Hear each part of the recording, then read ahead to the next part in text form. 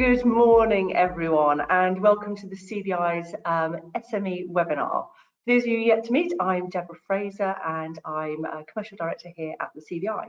Now, I'm delighted to welcome two of our guests onto today's session, which is today very timely going to be focused on resilience and SME resilience. So we've firstly got Matthew Fell, CBI's Chief Commercial Director. We've also got Catherine Lewis-Latour, who's the Chief Executive of the British Business Bank. Hi, Catherine. Now, we have got Paul Scully joining us, but he isn't able to join us till 10:30, unfortunately. He's been called to a meeting, which we probably all want him in, and he finishes at 10:30. So when that finishes, he's going to skedoodle electronically and join us then. So what I suggest we do, bearing in mind yesterday's announcements, is we just tweak the agenda slightly.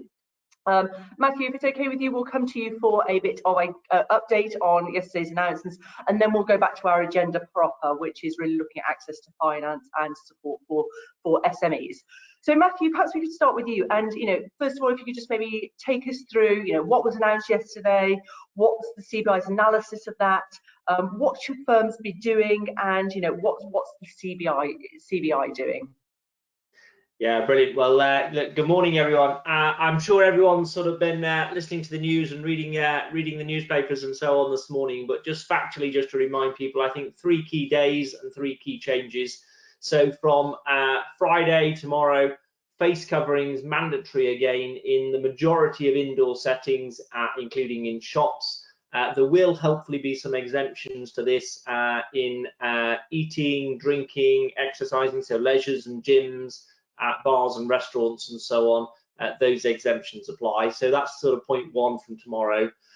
Point 2, quite significantly from Monday, a return to the guidance for those that can work at home should do so. I think in that there's some helpful flexibility in the language again, as we saw earlier in the year, so that people, if they've got really difficult working conditions at home, for example, and so on, I think there's a little bit of flex, but for the majority, the direction is work from home if you can. And then the third change kicks in next Wednesday. We're seeing much more widespread use of the COVID pass certification, that being mandatory in venues where large crowds are present. So 4,000 people outdoor unseated, 500 or above on indoor unseated, and any venue at all over 10,000. So that will be the third change that kicks in from Friday, from Monday, and from Wednesday.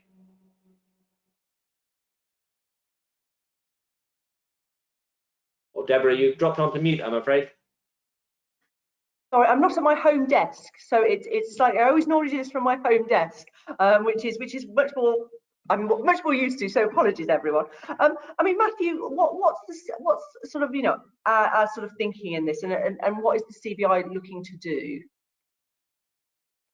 Look, the reaction first off, obviously there are downsides to this, big impacts on retail and hospitality at a critical time of year, and particularly in city centres, as well as a really critical trading period, and we think transport's going to be hit as well a lot.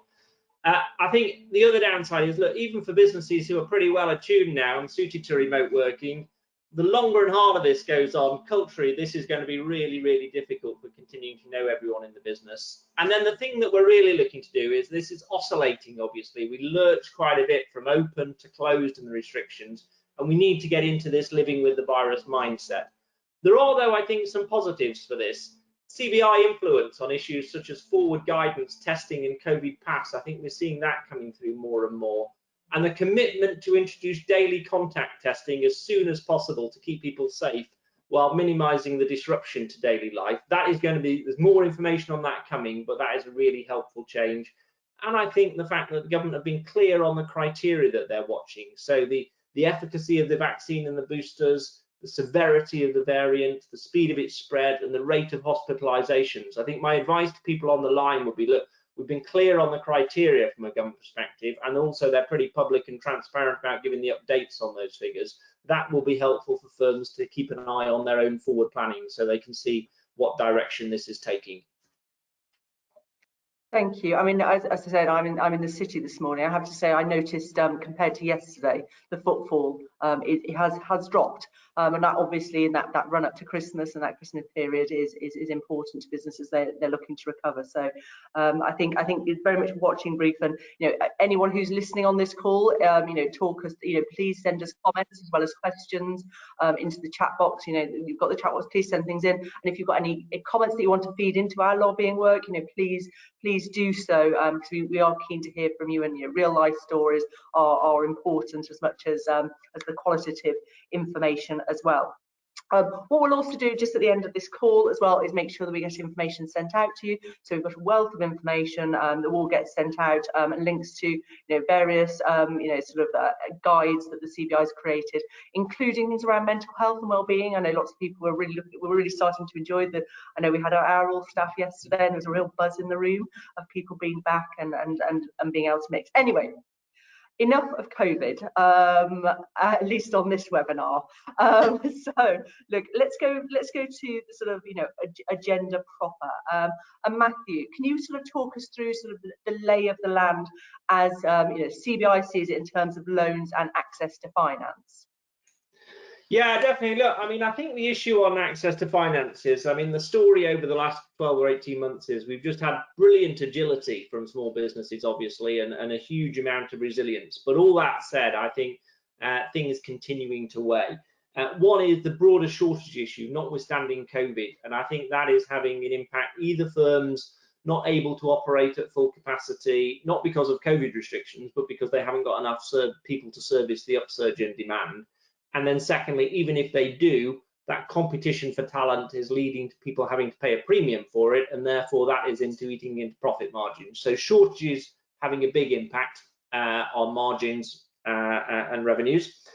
Second is we're obviously in an environment with inflation, input costs, energy crisis again, and the further down the supply chain you are, obviously the harder it is to pass on those costs. And then the third piece I would say is, look, there's just so many more firms carrying debt. Many went into the pandemic essentially sort of debt free, and that clearly isn't the case now, so having to begin servicing those loans. So those are the sort of the drags and the weights on the situation. I would say then, look, we're pushing, and it was great to have the COVID recovery loan scheme announced and introduced. That will be a further help. Catherine will come on to this, but obviously from a CBI perspective, we are big fans of the British Business Bank, and there's some additional measures and funding there, particularly from a regional context coming in. And also from a CBI point of view, look, this is our bread and butter, but we are pushing really hard to influence the whole business cost base, regulatory and tax issues and so on. We made some headway on business rates, which I know matters so much for many people on the line in the budget, and we'll continue to push even harder on that going forward. And then finally, Deb, I was just going to say practically, we're pushing in the new year, there's going to be a new guide from the CBI, so look out for this, the impact of COVID on finances, and more importantly, the financing options that are available there very practically. And if people want to get involved and help us shape all of that in the future, pleased to say we're setting up a new SME tax working group as well. So if people have got particular concerns and views and ideas about how we can shape that environment to improve the situation for small businesses, please do let us know and we'll get involved in those. Thank you. A couple of questions rolling in from Stacey and Matt. Hi Matt, I've not spoken to you in ages, so good to see you on the call. Right, Catherine, really over to you. Thank you so much for joining us, of course. But I think it'd be really helpful, before perhaps you go into some of the sort of, the meat of what you're here to talk about in terms of the SME landscape, access to, products and what the British Business Bank is doing to support SMEs. It'd be quite useful maybe to give us a bit of background to the British Business Bank. This might be some people's first introduction. And then if you can go into that detail around that products and services. Perfect. Thank you, Deborah, and thank you, Matthew, as well. I think it is helpful to give a little bit of a potted history so that for those of you on the call not familiar with British Business Bank, you can see where we've come from. I'll try to explain where we are today and also look a little bit into the future and what we would expect to be focusing on in the coming weeks, months and years. But let's go back to the foundation of the bank. We were set up in 2014, and that was really in response to the financial crisis of 2007 and 2008, where, as we will know on this call, the high street banks have pulled back from lending, especially to smaller businesses. And we were set up to really respond to that gap that had opened up. And we introduced a number of measures at the time, new programs, to really do two things: to improve the choice for SMEs, both with regard to providers of finance in the market. So we were early backers of peer-to-peer platforms, for instance, but also in the choice of financial instrument. So not just lending products, but also moving very tentatively into providing equity to early stage companies as well. But if we roll forward to last year, I think many people will most associate us with the emergency COVID loan interventions, which we launched in 2020. We administered 4 schemes on behalf of the government. C-bills was the first, followed by CL bills, bounce back loans, and future funds. And across all of those interventions, we facilitated more than 75 billion of funding to more than 1.7 million companies right across the country. So you can see that in terms of our footprint pre and post COVID, because of the COVID loan schemes, that's increased dramatically. One of the ways we were able to increase that footprint is because we don't deliver either lending or equity directly ourselves. We work through the market and with a range of finance providers. We call them delivery partners, which makes them sound like midwives. But these range from banks, non-bank financial institutions, asset finance providers, as well as private debt funds and venture capital funds. So a whole host of delivery partners that we work with to deliver funding into the market.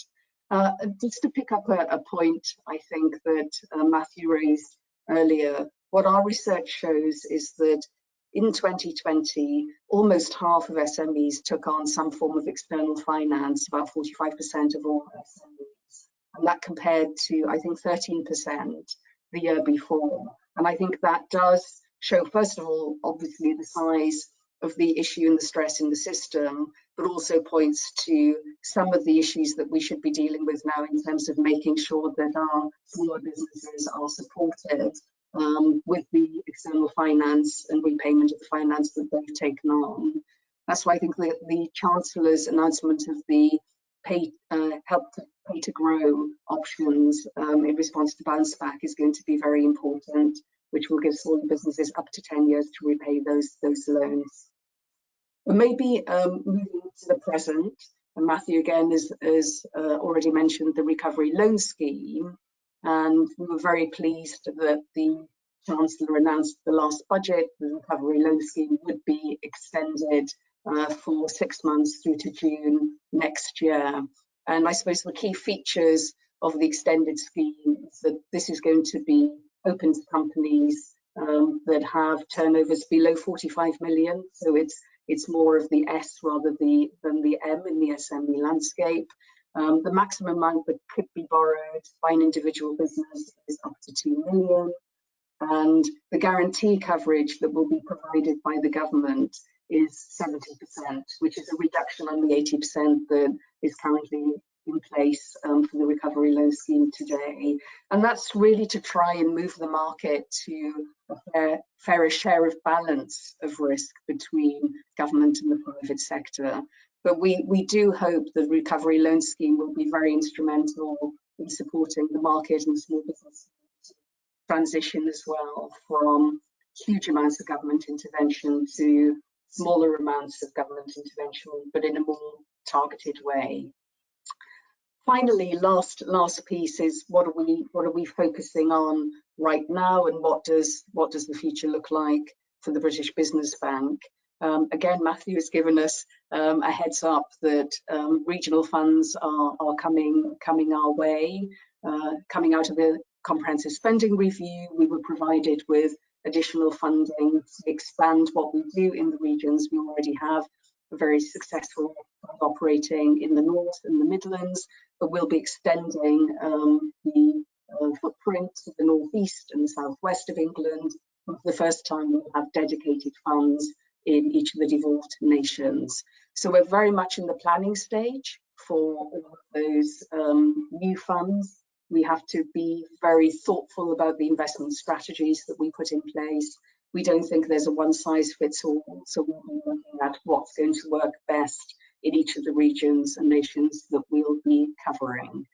And another important aspect of what we're looking to do going forward is around the green agenda. So we revised our mission this year to focus on driving sustainable growth and prosperity as opposed to growth for the hell of it, as I would say.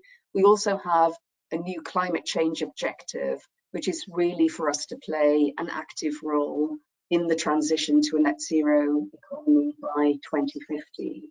And in terms of our SMEs, although we all know that each individual business relatively has quite a light carbon footprint, if you add up all the carbon footprints of the small business community, you get to about half of emissions from all businesses. So there is no net zero without our SMEs. And I think that's a really important point, and it's something that we want to help achieve as well. So revised mission, new climate change objective, a new series of regional funds, plenty for us to do. We also think we have other tools in our toolkit which existed and still exist pre-COVID which will help us, maybe we'll come on to later in the conversation this morning. Thank you, Catherine. Just in terms of that, I might come back to you in terms of some of that pointer, especially around the sort of net zero and the green sort of green spot. I mean, we hear about it a lot. I mean, and actually, I think some of the numbers you just gave, because often it's very characterised, isn't it, by big business being the sort of big polluters, but actually, when you think of our SME community, it's it's the majority of our businesses in the UK, so therefore the sum total is very significant. I suppose for both of you, and maybe come to each of you in turn, maybe Matthew and then Catherine. I mean, in terms of that net zero piece, what support do you think SMEs are needing and continue to need, especially going in and with this uncertainty and there's pressures, and as you talked about the stress debt, that's how do you even start to prioritize? So I suppose my question, that was a very long question, very CBI question. I suppose what support is being needed and needs to continue, and is there anything different in the future, and where should we sort of anticipate where the pressures are that we can try and alleviate a bit? Look, for me, Dan, I think this is entirely practical as to where you go. My sense is the majority of people and firms are now, we've done the sort of hearts and minds job that you need to sort of do this and get on with it.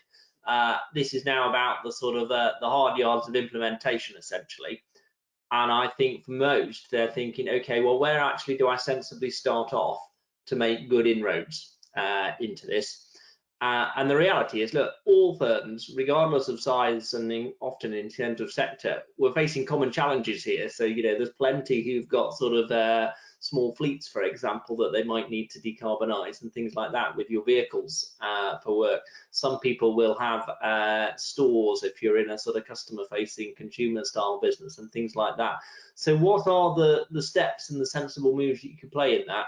And I think the practical piece, which we're doing at the CBI and we're really keen to ramp up next year, is just bringing together those people with common challenges and common interests in forums to swap ideas. Because look, if they're common challenges, there's no point everybody going off and reinventing wheels and spending an awful lot of time working out and themselves, how do I do it in isolation kind of thing. But if they're common challenges, let's share what's working and get that done all the way up and down supply chains. Great, thank you. Catherine, coming to you, and specifically, I suppose in general, but also specifically in relation to the British Business Bank. Yes, and I would support what Matthew's just said. Actually, we did a piece of research in November, a survey of SMEs and views around net zero. And I think the hearts and mind things is perhaps half one. So I think there is more to do on the hearts and minds.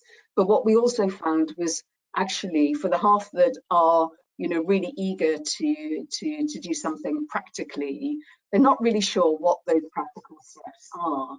So I think if there is information, sharing of best practice, examples of what other companies have done to reduce their carbon footprint, I think that can be incredibly powerful. We also think that there might be a way to tie some of our financial interventions to greener business models. And again, that's something that we're thinking about right now as we move into the next financial year. And I think it will be something that will thread through the whole of our new 5-year business plan to help SMEs get there. So I think there's half of SMEs that probably aren't yet engaged, half that are engaged but don't really know what to do, and some that are engaged but have hit those sort of barriers or challenges. So what precisely practically can we do? One of the things that also came out of the survey was lots of SMEs didn't feel that they had the levers themselves to make a difference. So perhaps they have rented property where they feel, you know, what can they really do to influence their landlords or their contracts to reduce the carbon footprint. So there's a little bit of things that will be within a business's control, things that aren't, but then what collectively can be done to move the dial on this. Great, thank you. Now going to sort of the chat box, we've got a couple of questions coming as one from Stacey. I mean, she's actually talking about the announcement that was made yesterday, and the latest. Sorry, I'm looking at my very little screen, and she's talking around the businesses and actually there being a sense of she refers to it as outrage following the rules and whether business is going to be as compliant. I suppose you know, I don't think we can necessarily answer that. But I think what we can do is think about the support that's going to, you know, it's going to be needed. I mean, we had the Labour Party today, you know, on the Today programme talking about the need to extend the furlough scheme, for example. You know, Matthew, maybe you can give us in a sort of general space of that. What sort of support do we think SMEs are going to need, and what support should we be thinking about when we're talking to government? And Catherine, maybe we could think about that in terms of how you might be adapting or thinking about, you know, an uncertain future. And how we sort of support businesses, especially bearing in mind that sort of stress debt that you referred to earlier. Yeah, so I think particularly on the support, we've always been crystal clear that this should sort of operate completely in sync. So if the levels of restrictions go up and that is impacting trade, then it's really important that we have support commensurate with that. So I would say as close to real time as people can give it to us. Just feed us through how this is impacting on you, because sometimes we hear this from big firms, but the supply chain impacts sometimes get a little bit lost. So, you know, if you're in retail and you're being hit by footfall, for example, if you're in anything that's connected to transport, the sort of passenger numbers and the sort of travel around and things like that, let us know the impacts on your revenues, because those both a combination of the data, but also the anecdotal and the case study insights. I'm sure Catherine will know this, but conversations with colleagues in government, it's so much richer and better informed if we've got that really good insight and data and anecdote coming through from firms, because that will then, I think the key is we're unlikely, my guess is we're unlikely to return to sort of blanket support right across the whole economy. And actually it's going to be both speedier and more likely if we get targeted support into those sectors and firms that are most impacted by it. And speed is often of the essence here. So if we can get those insights in and the data and where it is actually pinching, that enables us to move all the more better, faster and targeted. Great, thank you, Matthew. Catherine, over to you.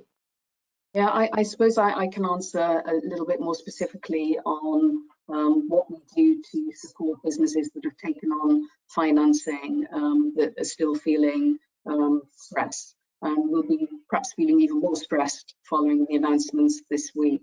It was interesting again that even though we've introduced, or the government has introduced, a range of measures to support businesses in repaying loans, not all of that information has filtered through to the market. So one of the things that we've been doing is through our information hub, through our finance hub, to make sure that there is clarity about what options are currently open to businesses with regard to repayment of loans that they've taken out, specifically with regard to bounce back. And keeping that drumbeat of information going, I think, is going to be really important as well. In terms of new interventions, obviously I can't comment on that. That's a matter for the government and the Chancellor. But what I would say is, obviously we've built up some experience over the past 18 months in delivering a range of schemes. And as I said earlier, I think we have some things that we operate as our BAU within the British Business Bank that will come more into play. One of those things is actually startup loans to allow entrepreneurs to start a business. And you might think, wow, this is not the best time to start a business, but actually many successful businesses were launched out of crises and have gone on to expand and develop and do incredibly well. I know a couple of people who've quit jobs recently to go and start up businesses, because it's that moment of reflection, isn't it, when in terms of COVID. Look, Stacey, no, I'm going to try and say your comment, but I'm not entirely sure I've understood. So do correct me in the chat box if you think I'm wrong. So what Stacey's talking around is, and Matthew, this might be actually the document we're looking at sort of publishing later this week, but she's talking about actually businesses aren't wanting support. It's about how do we live with the virus. And I think that would be, because I know there might be something coming out later this week on such a topic. So Matthew, is there bits and insights from that that you could perhaps share with Stacey? Yeah. And Stacey, if I've misinterpreted your question, please clarify in the chat box so I can get it right. Yeah, totally, Tracy. I was just literally responding in the chat actually as we speak, but 100% agree. This idea of living with the virus, I think, is completely central to the messaging. We set something out earlier this year actually on living with the virus, and Deb's absolutely right. We're actually just refreshing that right now in a sort of living with the variant, and actually Omicron is unlikely to be the last variant that we live with. There may well be more in the future as well. And this completely goes back to my point about, look, we want to get to a situation where we're not having to turn the taps on or off every time that we get a fresh variant or something new happens, but that we can live in steady state. And that completely does mean living with the virus, living with the variants. So let's get to a situation where we're resilient to the economy. That means maximizing all the COVID sort of secure tools that are available whilst keeping the economy open to build up employee and customer confidence. It means making sure that we maximize the head start we had around vaccines and now the booster program. And I think particularly for us, it means maximizing the use of supported regular mass testing as well. That is the best way to avoid the sort of mass isolation, further sort of waves of pandemic and things like that. If we can operate those, as we've begun to hear yesterday, on a daily basis, so that people, if you're test, you're not positive, you can continue to go around your working lives and so on, your daily lives, so much the better. So I think it is using all of those kind of tools at our disposal so that we learn to live with the virus and keep the economy open. That is central to our message and what we're trying to push for. Thank you. I think you're absolutely right. It is that piece around keeping the economy open as much as possible, isn't it? Right. There's been a few more bits come into the chat box. Diane, I will read yours because when I just asked one of the questions from Matt earlier, but I'll read yours and come back to that if that's okay. So this might be probably a question more for Matt than you, Catherine, but and it was something that actually came up on our all staff yesterday in terms of payments and late payments. You know, we know that's an issue, and we know it can be a particular problem for SMEs. You know, sometimes they pay within 30 days, but you don't get your purchase order till day 30. So those times extend and extend. Matthew, can you talk through what the CBI is doing in that space? Because it is a message that we keep hearing, and I know our SME community is holding our feet firmly to the fire on this one. Yeah, look, well, we're doing loads, but the answer is there's always more to do. Rightly so. It's such an important issue. I think it goes to the heart not just of, as Matt has put in the chat, you know, the mental health and also the broader well-being of small businesses, but also I think it goes to the heart of the reputation of business as well. So it's completely right that we should push hard on prompt payment. I think many firms are on the journey. Some are good, some are getting better, but there's more to do with others. And I think it's the CBI's job to actually, amongst our membership, share the good practices that are going on, and also call and challenge and call out when it falls short, and be clear on the impacts of that. And I think both the overall terms that are offered are really important, but I think even more so, as you were alluding to, Deborah, is when people feel like the goalposts are being moved and things get delayed when people were expecting payment and then it doesn't come through. that is just as more important, and often in many cases more frustrating than when the term is actually declared at the outset. Yeah, thank you. Now, I have just seen we have got Paul has joined us. Paul, thank you so much. We know you've been on another call and you can't have had a comfort break between, so you've joined us promptly from your meeting. So, Paul, what I'm going to do is hand over straight to you, if that's okay. You know, really keen to hear from you, especially in context of yesterday's announcements. You know, what is the position in terms of what's the current political and economic position for SMEs, and you know, any insights you can provide in terms of, you know, the restrictions were announced yesterday, support for businesses, and what future restrictions might we expect? So Paul, I'm not sure if you can hear me actually. Doesn't look like you can hear me, does it? Hi Paul. No, you can't hear us. Well, he's definitely wanted to be here. We know that because he's there, Brian President. Robin, are you okay to, and Megan and Charlotte in the background, try and interact with Paul's office, please, so he can hear us and we can hear him. He's going off, great. So if you speak to him and try and sort that out.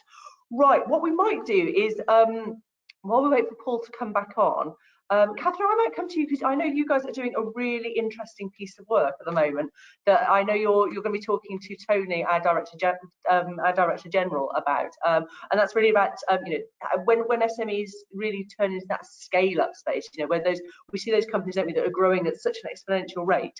So could you maybe talk us through some of the characteristics you see of businesses that are on that scale-up journey? It's a really good point, and actually, if we go back pre-COVID, because we're all switching into the pre-COVID, post-COVID worlds, we were taking the bank on what we call equity. And that was really around the recognition that some types of businesses wouldn't get to where they needed to be with a bank loan. They needed what's often referred to as the rocket fuel in terms of equity finance. So we started to look into how we could be delivering additional equity finance pre-COVID. And one of the most significant interventions that we introduced was the establishment of British Patient Capital in 2018. And BPC was set up in response to the Patient Capital Review, which identified that there was exactly this gap, Deborah, that you've talked about in terms of what do we do for companies scaling up that require larger checks, quite frankly, to achieve their ambitions. We were provided with $2.5 billion of funding to be invested in high growth, fast growing, predominantly technology-based businesses over 10 years. And roll forward, we've actually been investing more than we expected. We have about 1.3 billion committed today. Again, the model that we use is the same. We're not providing that finance directly. We invest in VC and VC growth funds, and those funds invest into the market on our behalf. But the characteristics of these high growth technology driven businesses is that they need to raise funding quite frequently. So there will be several rounds of funding that these companies will go through. And the important part is that at every stage in the funding cycle, there's enough provision of capital in the market to support their ambitions. And partly we can step in, of course, as government provided funding to support that, but it's also incumbent on the private sector to come in and support our, most ambitious and promising companies on that journey. So we think bringing in institutional investors alongside us is also a really important part of the brief, and that's something that we have done from day one with British Patient Capital. So I think the 1.3 billion that we've committed has been supported by an additional 7 billion of capital from the private sector, and that's the model that we want to continue to follow going forward. It's quite a big funding gap, and we need to pull all the levers that we can to fill it, because otherwise we will not have homegrown technology businesses growing to scale in the UK, or selling out to trade buyers too early before they actually really realise their full potential. Thank you so much, and it's another topic we're going to come back to. Actually, one of my friends who quit her job to start a business, access to finance and fundraising is actually the top thing that she's like, I don't know how to do this. as well. Right, Paul, thank you so much. Hopefully you can hear it. Yay! We can hear and see you. Fantastic. Thank you so much for joining us, hot on the heels of on your last meeting. Very much appreciated. So, you know, we've had some chat in the conversation around the announcements that happened yesterday. I'll be honest, some heated emotions on that. You know, the impact it's having for SMEs. So really wanted to hear from you in terms of, you know, the reaction that you're hearing in terms of those restrictions, what support there is going to be for SMEs, and what can SMEs be expecting in the future, and what are you doing to support them directly? Thanks very much, Deborah, and sorry I'm late. I'm actually on a call to business representative organisations, including the CBI, so it's important that we actually listen to firsthand for businesses large and small, but in all the various sectors as well, to make sure that we can really cover, reflect and learn what's going on the ground.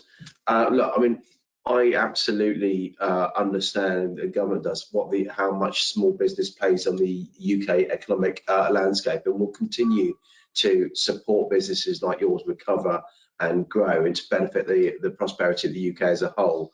And as Minister for Small Business and Minister for London, I continue to meet a lot of businesses, business owners, and always never fail to be impressed by the resilience and availability and adaptability of small businesses. The way that businesses have pivoted has been remarkable, and the resilience of businesses as well, where they've been so hard pressed. And for me, who's run small businesses for 25 years before I was elected, I always think there, but for the grace of God go I, frankly, because I know the stresses and the strains of running a company in normal times, never mind in extraordinary times like this. But especially hospitality, retail, those ones that have been particularly hard pressed because of the open and closed nature of some of the lockdowns. But there's always going to be setbacks. There's going to be opportunities for growth, but it's important that we actually do focus on how we build back better. And I'll come to the Plan B arrangements in a minute. We've published the Build Back Better plan for growth, looking to the future, setting a framework to guide our longer term growth strategy. But we're focusing on infrastructure, on skills and innovation as the foundation of the economic recovery of growth, making sure that we can pursue growth, levelling up all parts of the UK. It shouldn't matter where you are in the UK, it still needs to be the best place to start, to grow and scale a company. We legislated, obviously, to end our contribution to climate change by 2050. We're forging a new path outside the European Union, and we continue to fight the COVID-19 pandemic. So three really big issues, long-term issues that we're working on at the moment. But through the support in the economy, we've hopefully demonstrated our determination to make sure that SMEs and entrepreneurs have the resources they need to recover and grow for the pandemic. It's been the biggest peacetime challenge in the fight against the virus, and it continues to do so, clearly, as we've seen by yesterday's announcement.